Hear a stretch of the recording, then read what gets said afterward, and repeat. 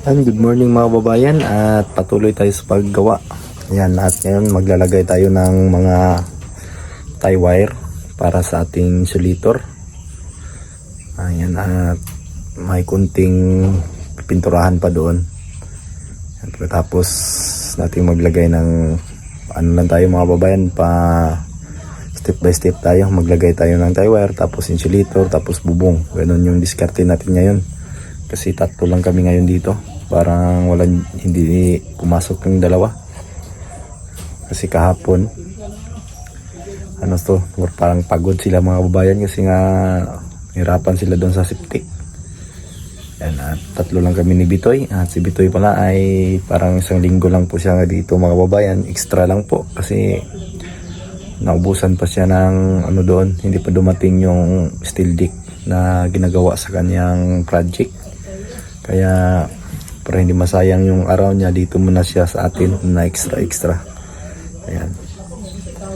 Sana matapos natin bubungan ngayon. Kung hindi man natin matapos ngayon, bukas siguradong matatapos na po. Kasi talaga ito mga babayan, mas matagal talaga pag may insulator. Kasi magkakabit pa tayo ng insulator.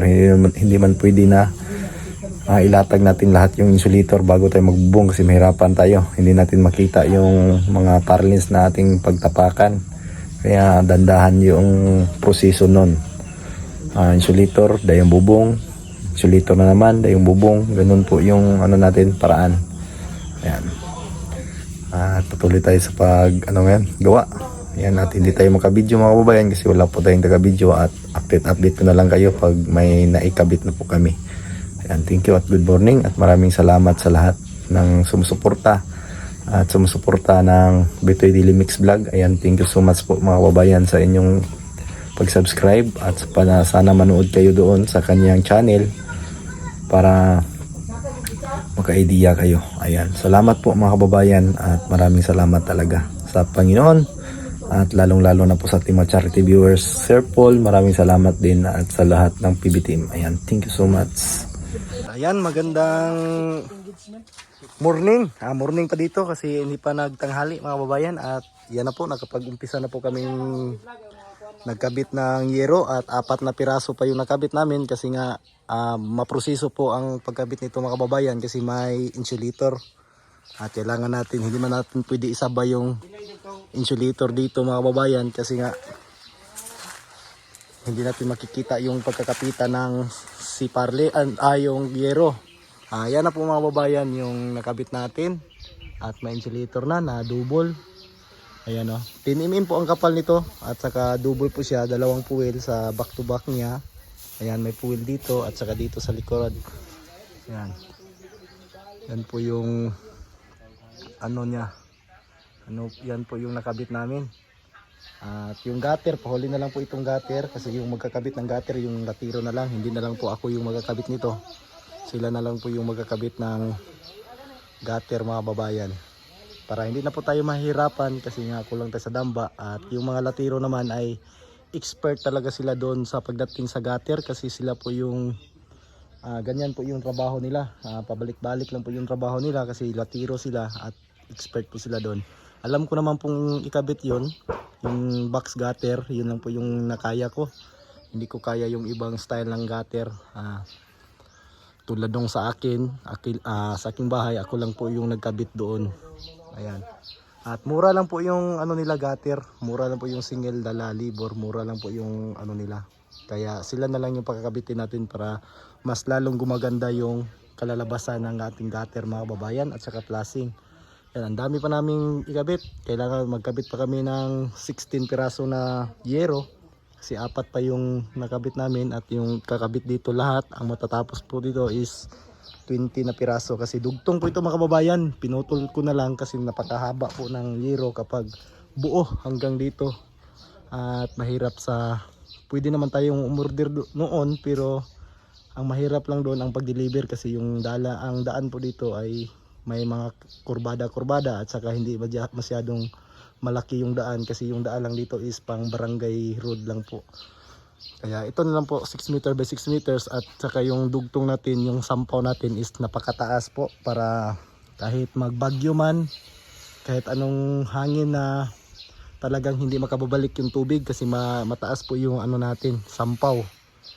Ayan po siya mga kababayan, at nandito si Peter Paul ngayon kasama ang kanyang ulitawo, yung kanyang binata na. Malapit na po itong jowa. Binata o dalaga?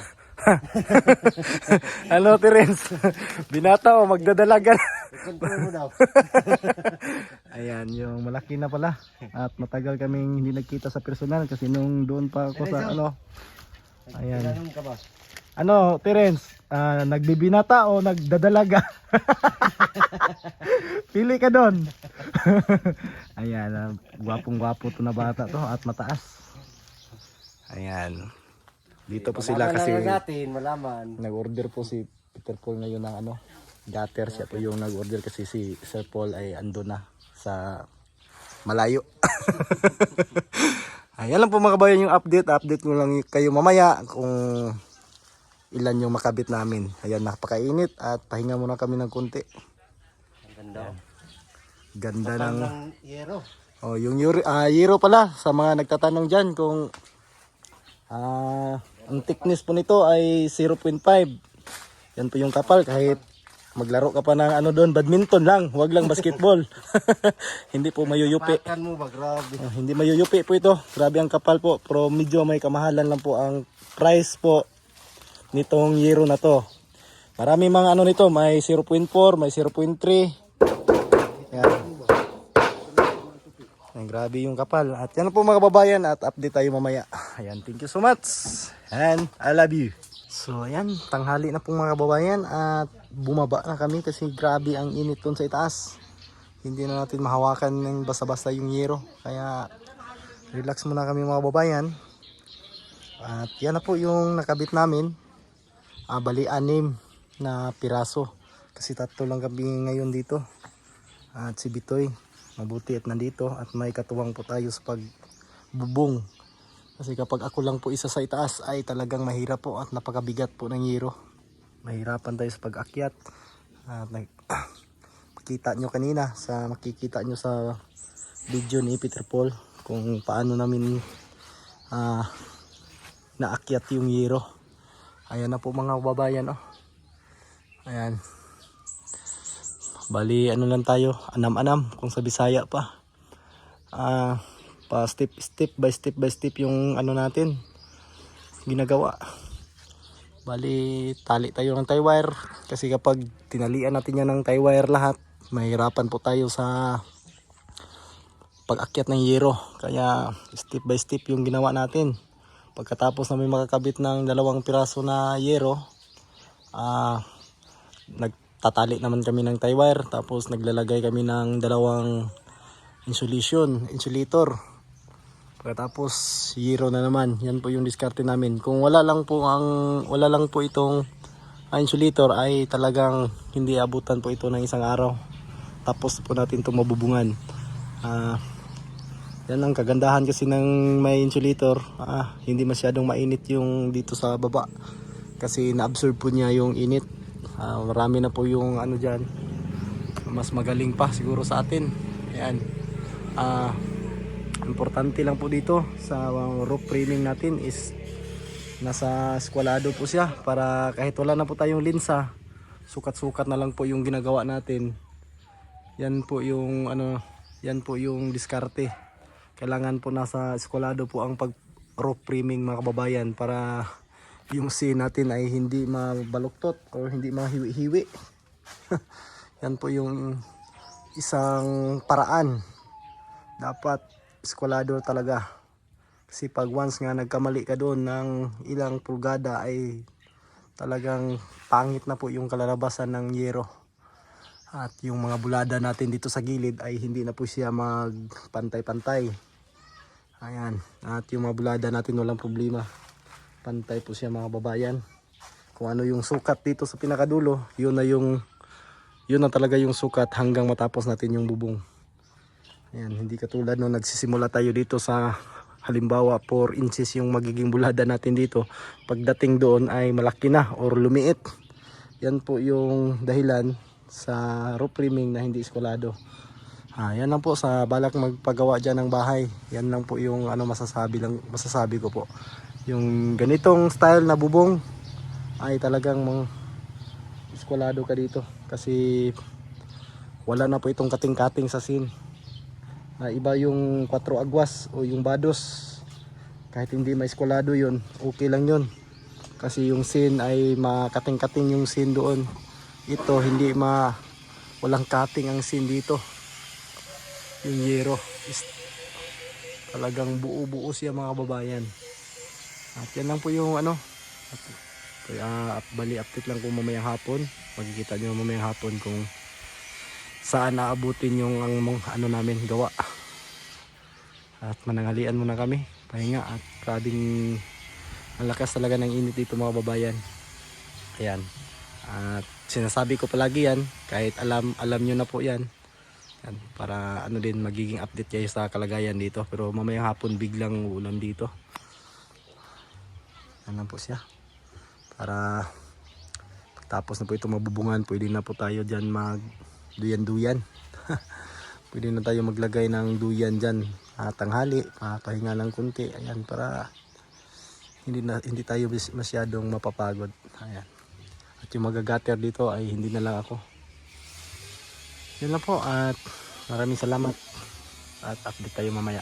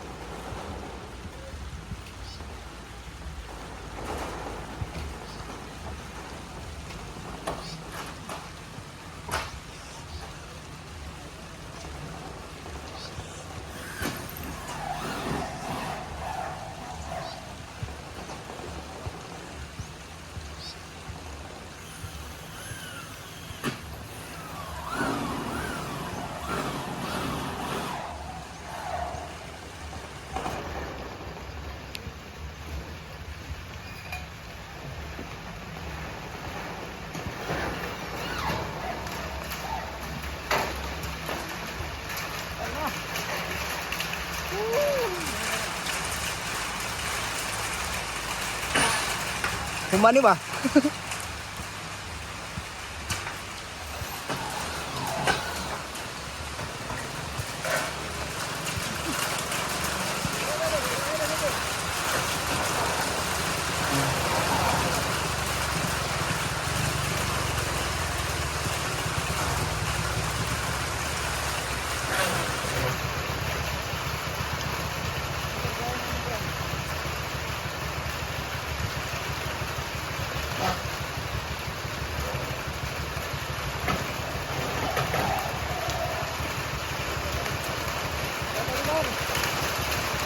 Magandang hapon, maayong hapon po sa inyong tanan, sa inyong mga kababayan natin dyan na mga Bisaya, maayong hapon po sa inyo. At sa ating mga kababayan na mga Tagalog, magandang hapon po sa inyong lahat. Yan lang po yung update tayo ngayon mga kababayan sa ginagawa natin. At yung sabi ko kanina, kung hindi man matapos ay kunti yung matitira, pero halos lang lumagpas lang kami sa kalahati kasi ang aga ng ulan. At mga alas 2 pa yata yon ang ulan. Grabe yung ulan mga kababayan. At tingnan niyo po yung mga poste, puno ng tubig. Yan. Grabe ang lakas ng ulan. Kaya hindi na kami pwedeng umakyat pa doon kasi madulas na po yung yero. At yung mga wire natin baka may ano yan, may panit. Baka makuryente tayo. Kaya kahit hindi natin alam naman natin matatapos yan bukas. Kahit okay lang yun na nababawasan ng kunting oras yung ano natin. Wala pong problema yun mga kababayan kasi hindi natin mapipilit dahil sa ulan. Ayan, at yan na po, kita na po yan. Yan na po yung bubong, halos kalahati na po yung natakpan. Lagpas kalahati pala. Ayan, at dito na lang banda yung hindi natin napagkapitan. Pero yung yero, ano na, ilang piraso na lang yung natitira dito sa baba. Ayan, kasi inakyat namin doon. Kung wala lang sanang insulator to, mas madali. Tapos na natin to kanina pa. Kung wala lang insulator. Tagal talaga yan pag may insulator mga babayan. At yung ano pala natin, yung yero pala natin is hindi buo, napadiritso pa ganun pababa kasi nga napakataas. At yung tulad na sinabi ko na pag buo yung in-order ko dito, pwede naman, pero ang problema ang pagdi-deliver kasi yung masikip po yung daan dito, papasok. Mahirapan po yung mag-deliver nito. Kaya hinati ko na lang po yung yero para mas madali na ikarga nila sa kanilang delivery truck. Ayan, yan na po siya yung update mga babayan at nakabubong na po tayo. Pagkatapos ng bubong, dito sa baba, pag-continue natin yung paggawa dito. Kasi yung dalawang kasama natin na si Milvin at saka si Binsot hindi muna pumasok kasi pahinga sila kasi napapagod sila sa paghukay nila dito sa Puso Negro o yung septic tank natin. Ayan, kaya relax muna sila at kami na lang, kaya naman namin tatlo dito. Kaya kami tatlo lang muna kaming nagbubong. At bukas, siguradong hindi yan naabutan ng isang araw. Mga kalahating araw siguro, tapos na yan bukas. Yan lang po yung update natin mga kababayan at maraming salamat talaga sa inyong lahat. So walang sawa na pagsuporta at sa pagsuporta din sa kaibigan ko. Salamat talaga mga kababayan, maraming salamat talaga na tinulungan nyo yung channel ng kaibigan ko. Nandyan kayo para sumurta. Ayan yung mga kababayan, sa sunod baka alam nyo po yung baguhan lang po siya sa pag harap sa camera. Medyo nahihirapan pa po siya mag-adjust. Kaya intindihin nyo lang po mga kababayan kasi alam kong kung lagi kayo manood sa kanyang channel, alam ko pong may mapupulot kayo doon na diskarte. Kasi lagi po siyang babad po yung trabaho niya sa construction talaga. Marami yung mga project niya. At kagaya na sinabi ko ay napakalaki ng project niya doon na naiwan muna kasi wala pang sapat na budget. Still dik na lang po yung kulang sa kanyang pag dumating yun, balik trabaho na naman siya doon. At linawin ko lang po, extra lang po siya dito at pa-video ng konti para at least may siya may upload sa YouTube niya. Ayan, at yan lang po yung mga babayan. Yan lang po siguro yung update natin. Update na lang tayo bukas. Videohan natin bukas para hindi lang talaga tayo makakuha ng video doon sa mga babayan kasi nga mahirap doon mag-video sa itaas. Kailangan din natin ng oras na mag-video doon na habang nagtatrabaho. Hindi tayo makakuha ng maayos na video kasi nga mahirap doon sa itaas. Mabigat yung mga yero na inaakyat natin. Ayan, yan lang po at thank you so much talaga sa mga sponsors ng Pugong Biyahero, sa sponsors ng bahay ko, Ma'am Redemption Sidiki. Ayan, maraming salamat ma'am. Sana marami ka pang mga tao matutulungan. At ila Tita Pibilab sa mga sponsors talaga na hindi ko pa kilala. Maraming salamat po. Ila Tita Minda. Ayan, maraming salamat po sa inyong lahat sa pagsuporta po sa Pugong Biyahero. Ayan, thank you po at maayong hapon ug amping mo tanan mga kababayan.